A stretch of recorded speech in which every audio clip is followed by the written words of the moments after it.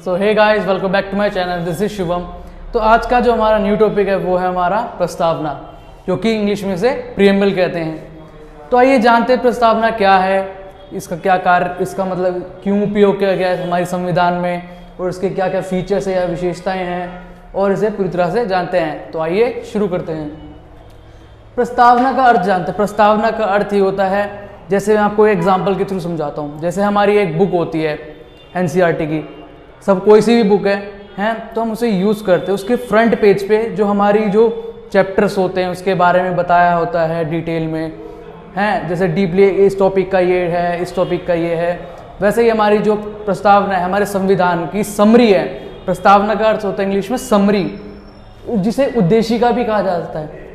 Confuse नहीं होना है आपको, इसको प्रस्तावना भी कहते हैं और उद्देशिका भी कहते हैं। ठीक है गाइस, तो समझ आ गया होगा आपको कि प्रस्तावना क्या होती है। जो हमारी बुक होती है, सपोज जो हमारा संविधान है उसकी जो समरी है उसको शॉर्ट में करके हमारी प्रस्तावना में लिखा गया है। ठीक है गाइस, क्लियर होगा ना? ज़्यादा हार्ड नहीं है, ईजिली आप समझ सकते हैं इसको। प्रस्तावना, अगर आपसे कोई पूछे प्रस्तावना किसे कहते हैं, प्रस्तावना उसे कहते हैं जो हमारे भारतीय संविधान का जो मतलब स्ट्रक्चर है उसके बारे में, उसमें मतलब जो ढांचा है उसके बारे में हमारी प्रस्तावना में बताया गया है कि उसके अंदर क्या है, क्या क्या विशेषताएं हैं, क्या कानून है, उसके बारे में उसमें बताया गया है। ठीक है गाइस, तो आइए शुरू करते हैं। तो हमारी प्रस्तावना की शुरुआत होती है, जो पहला शब्द आता है हम भारत के लोग। कहाँ से शुरू होती है? हम भारत के लोग। इससे ये बात साबित होती है कि जो मैंने यहाँ बताया भी है, जो कि ये संविधान का स्रोत क्या है, मतलब हमारे भारतीय संविधान का स्रोत का अर्थ होता है सोर्स, मतलब किस जरिए, जो कि है भारत की जनता को माना गया है। जो हमारे भारतीय संविधान का स्रोत है या सोर्स है, किसे माना गया है? वो है हमारी जनता। इसलिए पहली लाइन में यही बताया गया कि हम भारत के लोग, जो भारत के लोगों के द्वारा ही जो भी किया जाएगा जनता के आधार पर ही किया जाएगा। ठीक है गाइस, नेक्स्ट आता है हमारा स्वरूप। भारतीय जो प्रस्तावना है, हमारी प्रस्तावना का जो स्वरूप है क्या है? पहला आता है संपूर्ण प्रभुत्व संपन्न। क्या आता है? संपूर्ण प्रभुत्व संपन्न। इसका अर्थ ये होता है कि भारत अब ब्रिटेन का उपनिवेश नहीं है, मतलब भारत अभी किसी का गुलाम नहीं है, वो स्वतंत्र है, उस पर किसी का दबाव नहीं है, नियंत्रण नहीं है, वो अपने फैसले खुद ले सकता है किसी भी तरह के, चाहे अंतर्राष्ट्रीय हो या राष्ट्रीय हो, किसी भी हद तक कोई भी फैसला ले सकता है। अब किसी का उस पर नियंत्रण नहीं है। इसका अर्थ यही होता है गाइस, संपूर्ण प्रभुत्व संपन्न, पूरी तरह संपन्न, स्वतंत्र है, किसी का उस पर दबाव नहीं है। ठीक है गाइस, नेक्स्ट आता है समाजवादी। अब समाजवादी क्या होता है? समाजवादी का अर्थ ये होता है कि निचले वर्ग हो, चाहे उच्च वर्ग हो, या किसी भी समाज का, जाति का हो, धर्म का हो, सब एक समान है। पूरे देश में किसी के साथ कोई भेदभाव नहीं है, सब एक समान है। उसे क्या कहते हैं? समाजवादी। सब लोग एक जरिए के हैं, ना कोई उच्च जाति का है, कोई नीच जाति का है, ना कोई किसी धर्म का है। ठीक है गाइस, नेक्स्ट आता है हमारा वर्ड पंथ निरपेक्ष। पंथ निरपेक्ष को धर्मनिरपेक्ष भी कहते हैं। हमारे संविधान में कहीं भी धर्मनिरपेक्ष शब्द या हमारी प्रस्तावना में कहीं यूज नहीं किया गया, कहीं प्रयोग नहीं है इसका।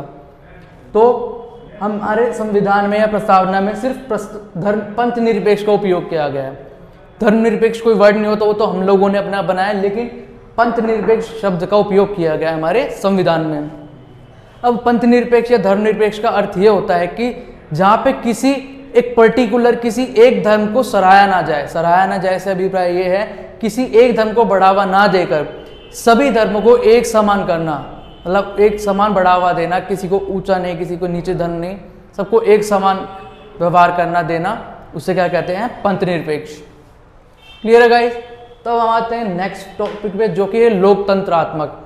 लोकतंत्रात्मक से अभिप्राय ये है कि जो हमारे लोकतंत्र, जैसे कि बताया कि जहाँ पे लोगों का शासन होता है, जैसे कि एक डेफिनेशन आपको याद होगी, बहुत इजी सी हमें 6th क्लास में पढ़ाई जाती है, लोगों की, लोगों के द्वारा, लोगों के लिए, उसे कहते हैं लोकतंत्रात्मक। ये बहुत ईजी, आप लोगों ने सबको पता हो लोकतंत्रात्मक क्या होता है।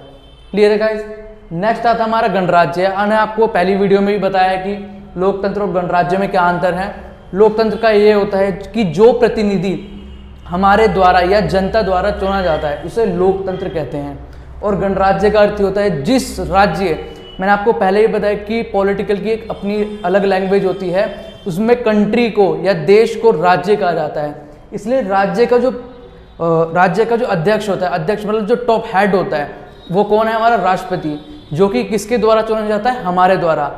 मतलब ये कि जो राज्य का अध्यक्ष जो कि जनता द्वारा चुना जाता है उसे क्या कहते हैं? गणराज्य। आई होप भाई आपको समझ आ रहा होगा। तो आइए अब चलते हैं अपने नेक्स्ट पॉइंट पे। अब प्रस्तावना के 3 प्रकार के जो न्याय की चर्चा की गई है उसके बारे में जानते हैं। कौन कौन से न्याय हैं? जो कि है सामाजिक, आर्थिक और राजनीतिक। ये हमारे 3 प्रकार के न्याय हैं। तो जानते हैं इनके बारे में क्या है। इसमें यह है कि किसी के साथ भी किसी भी प्रकार का अन्याय होता है, या सामाजिक तौर पर, आर्थिक तौर पर या राजनीतिक तौर पे। सामाजिक तौर पे मतलब ये है कि किसी के साथ लड़ाई होगी आपकी, या किसी ने आपको कुछ कहा, किसी भी तरह का या फिर आपकी प्रॉपर्टी से रिलेटेड हो गया, तो आपको न्याय दिया जाएगा। किसके आधार पर? सामाजिक तौर पे। समाज में आपके साथ किसी के साथ लड़ाई झगड़ा कुछ भी अनबन हुई है तो इसके द्वारा आपको न्याय दिया जाएगा। नेक्स्ट पॉइंट आता है हमारा आर्थिक न्याय। आर्थिक न्याय से अभिप्राय किसी ने आपको लूटा, या आपके पैसे चोरी कर लिए, किसी ने आपका कुछ मतलब नुकसान कर दिया, तो इसके आधार पर आर्थिक न्याय किया जाएगा। और राजनीतिक न्याय से अभिप्राय है कि सब नेता या जो भी उसमें कैंडिडेट खड़े हुए हैं सब एक समान है। ये नहीं कि वो प्रेसिडेंट है तो उसके साथ ज़्यादा न्याय किया जाएगा, वो प्रधानमंत्री कम है, वो नेता कम है, तो उसके साथ ऐसा नहीं है, सब एक समान न्याय किया जाएगा। क्लियर है गाइज? अब आते हैं हमारे 5 प्रकार की स्वतंत्रता, जो कि हमारे प्रस्तावना में बताई गई है कि 5 प्रकार की स्वतंत्रता है वो कौन कौन सी है। तो ये जानते हैं। पहला है विचार। विचार का मतलब ये कि हमें मतलब लोगों को ये स्वतंत्रता है कि वो अपने विचार प्रकट कर सकते हैं, अपनी बात बोल सकते हैं, अपनी मतलब सुझाव रख सकते हैं कि हमारा ये सुझाव है, हमारा है कि हमें ऐसा करना चाहिए। तो सबको ये स्वतंत्रता है कि वो अपने विचार प्रकट कर सकते हैं। दूसरी स्वतंत्रता आती है हमारी अभिव्यक्त, मतलब अभिव्यक्त करने की, मतलब सेम है कम्युनिकेशन की, जिसे बोलते हैं अभिव्यक्त करना, कम्युनिकेशन, ये सेम ही है। विश्वास, विश्वास की स्वतंत्रता, हमें विश्वास है कि हम किसी पे भी डिपेंड हो सकते हैं, हम विश्वास रख सकते हैं। दूसरा आता है धर्म। धर्म की स्वतंत्रता, कोई भी धर्म अपना सकते हैं और कोई भी धर्म छोड़ सकते हैं, या चाहे हम कोई धर्म ना अपनाएं। 5वां आता है उपासना। उपासना करना मतलब किसी की भी पूजा करना, धर्मांतर जो भी है नहीं है। ठीक है गाइस?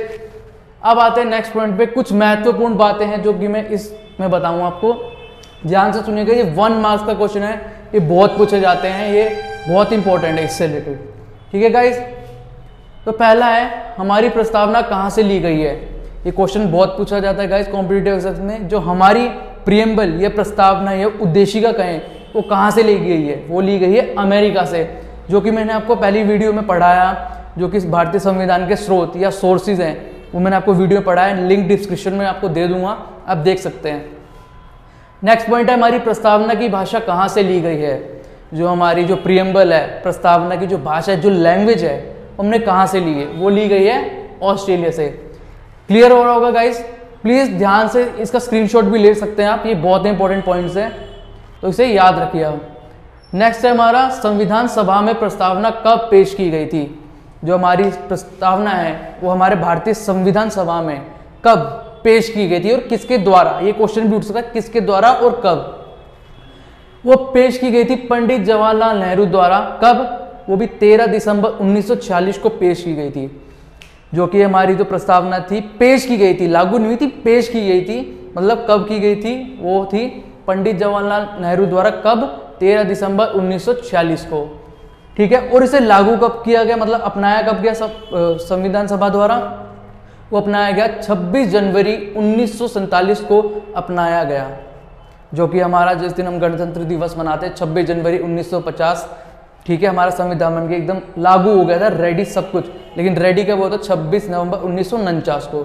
लेकिन इसे अपनाया कब गया? 26 जनवरी 1947 को अपनाया गया। क्लियर है गाइस? नेक्स्ट पॉइंट हमारा, इसे संविधान की आत्मा और कुंजी भी कहा जाता है।